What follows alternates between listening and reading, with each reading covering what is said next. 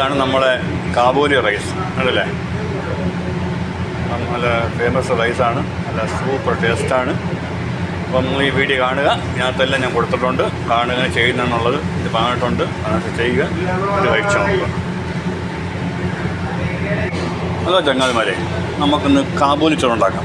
അപ്പോൾ എന്തൊക്കെ വേണമെന്ന് വെച്ച് കഴിഞ്ഞാൽ ജസ്റ്റ് ഒന്ന് പറഞ്ഞു തരാം.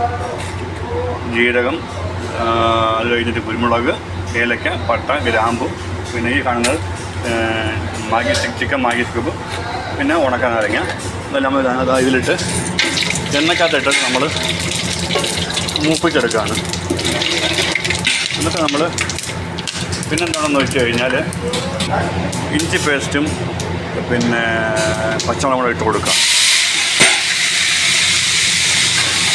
നമുക്ക് ഉള്ളി ഇട്ട് കൊടുക്കാം. ഉള്ളി ഇത് നന്നായി നമുക്ക് ഡൈവേർട്ട് ചെയ്യണം.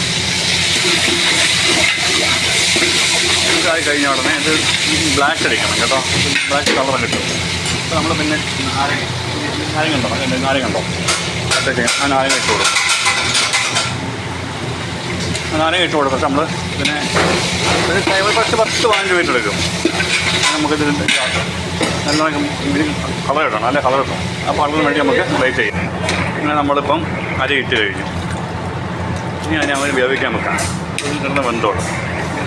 ഒരു 15-20 മിനിറ്റ് എടുക്കും വേവാൻ വേണ്ടിയിട്ട്.